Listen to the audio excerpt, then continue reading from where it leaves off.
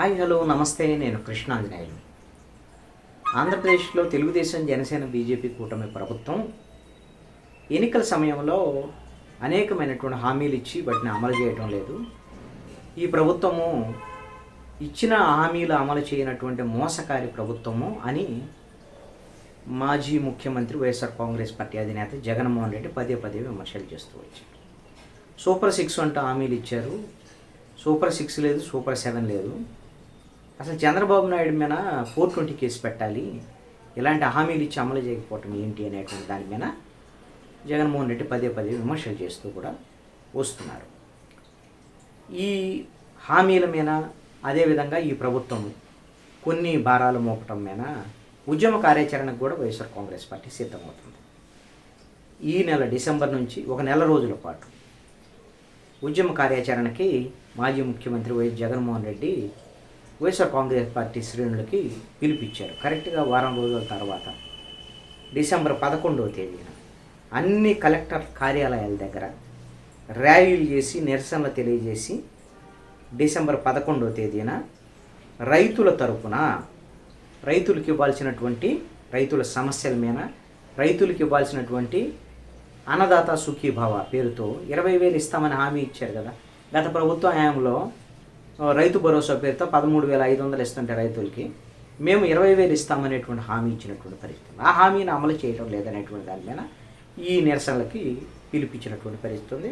కలెక్టరేట్ల దగ్గర నిరసనలు తెలియజేసి ర్యాలీలు చేసి రైతులతో కలెక్టర్లకు వినతి పత్రాలు ఇవ్వాలని. అదేవిధంగా ఈ నెల 27వ తేదీన డిసెంబర్ 27వ తేదీన పెంచినటువంటి కరెంట్ ఛార్జీలకు వ్యతిరేకంగా ప్రజలతో కలిసి నిరసన ర్యాలీలు తెలియజేసి అన్ని జిల్లా కేంద్రాల్లో విద్యుత్ శాఖ ఎస్సీ కార్యాలయము, సిఎండి కార్యాలయాల్లో వినతి పత్రం ఇవ్వాలి అనేటువంటి దాని మీద కార్యాచరణ రూపొందించడం అనేది జరిగింది వైఎస్ఆర్ కాంగ్రెస్ పార్టీ. గత వైఎస్ఆర్ కాంగ్రెస్ పార్టీ ప్రభుత్వ హయాంలో తీసుకున్నటువంటి తప్పుడు నిర్ణయాల వల్లే ఇప్పుడు మేము కరెంట్ ఛార్జీలు పెంచాల్సి వస్తుందని కూటమి ప్రభుత్వంలో కూడా చెప్తున్నారు. చంద్రబాబు నాయుడు కానీ పవన్ కళ్యాణ్ కానీ వీళ్ళు చెప్తున్నటువంటి మాట. కానీ ఈ ప్రభుత్వము అసలు విద్యుత్ ఛార్జీలు పెంచము, మేము సంపద సృష్టిస్తాము అనేటువంటి దాని మీద హామీ ఇచ్చే ఎన్నికల సమయంలో ఇప్పుడు మాత్రం ప్రజల మీద భారాలు మోపుతున్నారు.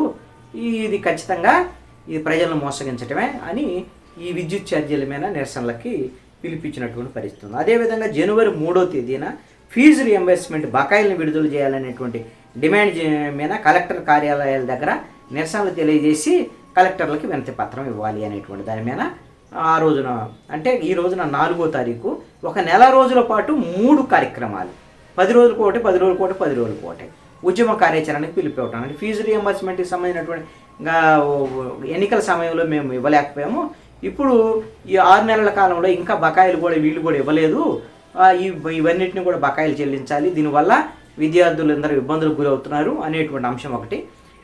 దీంతో పాటుగా ఎలాగూ అమ్మఒడి అనేటువంటిది వైఎస్ఆర్ కాంగ్రెస్ పార్టీ ప్రభుత్వంలో ఇంటికి ఒక తల్లికి పిల్లలు ఎవరైతే చదువుకున్నారో తల్లికి 15,000 చొప్పున ఇచ్చారు.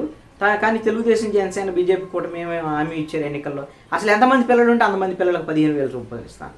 మరి ఇప్పుడు అటు రైతు భరోసాకి బడ్జెట్లో నిధులు కేటాయించలేదు, ఇటు అమ్మఒడికి కూడా నిధులు కేటాయించినటువంటి పరిస్థితి లేదు పూర్తి స్థాయిలో. అందుకని ఈ అంశాలన్నిటి మీద ఈ నిరసన కార్యక్రమాలకని పిలుపు ఇవ్వటం జరిగింది. అన్ని పార్టీ శ్రేణులందరూ కూడా ఈ నిరసన కార్యక్రమాల్లో పాల్గొనాలని జగన్మోహన్ రెడ్డి ఈ రోజున ఉద్యమ కార్యాచరణకు వాళ్ళ పార్టీకి పిలిపించారు. అంటే ఈ నెల రోజులు ప్రజల్లోకి వెళ్ళడానికి రెడీ అయిపోతుంది. 6 నెలలు అయింది కదా తెలుగుదేశం, జనసేన, బీజేపీ కూటమి ప్రభుత్వం వచ్చి. ఇక ప్రజల్లో అసంతృప్తి ఉంది కాబట్టి సూపర్ 6లో ఒక గ్యాస్ సిలిండర్లకు సంబంధించినటువంటి ఒక్కటే ఇంప్లిమెంట్ చేసింది, మిగతా ఏం ఇంప్లిమెంట్ చేయలే. కాబట్టి వీటి మీద ఉద్యమ కార్యాచరణకు వెళ్ళాలని నిర్ణయించుకున్నది. ఇవి ఎలాగూ సంక్రాంతి సెలవులు వస్తాయి జనవరి 3వ తేదీ తర్వాత. సంక్రాంతి సెలవులు సంక్రాంతి అయిపోయిన వెంటనే పార్లమెంటు నియోజకవర్గాల వారీగా 25 పార్లమెంట్ల పరిధిలో వారానికి 2 రోజులు చొప్పున బుధవారం, గురువారం ఈ 2 రోజులు ఒక్కొక్క పార్లమెంట్ నియోజకవర్గ పరిధిలో జగన్మోహన్ రెడ్డి పర్యటించబోతున్నాడు. వాళ్ళ పార్టీ కార్యకర్తలతో జగన్తో కార్యకర్తలు, వైఎస్ఆర్ కాంగ్రెస్ పార్టీ కార్యకర్తలకు దిశానిర్దేశం అనే పేరుతో ఒక కార్యక్రమాన్ని పిలిపివ్వడం జరిగింది. అది జనవరిలో సంక్రాంతి వెళ్ళిన దగ్గర నుంచి మొదలుపెట్టేసి అన్ని నియోజకవర్గాల్లో పార్లమెంట్ నియోజకవర్గాల్లో తిరిగి అసలు పార్టీ వైఎస్ఆర్ కాంగ్రెస్ పార్టీ 2024 ఎన్నికల్లో ఎందుకు ఓడిపోయింది, కారణం ఏంటి, ఎక్కడ ప్రజల నుంచి కొంత వ్యతిరేకత ఉంది, ఈ ప్రభుత్వ వైఫల్యాలు ఏంటి, ఈ ప్రభుత్వ వైఫల్యాల మీద ఎలాంటి పోరాటం చేయాలి ఏంటి అనేటువంటి దాని మీద అదేవిధంగా ఈ కేసులు, అక్రమ కేసులు, సోషల్ మీడియా యాక్టివిస్టుల మీద కేసులు, ఇవన్నీ అంశాల మీద కూడా వీటిని ఎలా ఎదుర్కోవాలి, కార్యకర్తలకు ఎలా పార్టీ అండగా ఉండాలి అనేటువంటి అంశాల మీద కూడా జగన్మోహన్ రెడ్డి ఒక దిశానిర్దేశం కార్యకర్తలకి చేయబోతున్నారు. అంటే పూర్తి స్థాయిలో పార్టీని బలోపేతం చేసుకొని ప్రభుత్వ ప్రజా వ్యతిరేక విధానాల మీద పోరాటానికి వైఎస్ఆర్ కాంగ్రెస్ పార్టీ ఆల్రెడీ సిద్ధమైపోయినటువంటి పరిస్థితి ప్రజల్లోకి వెళుతోంది.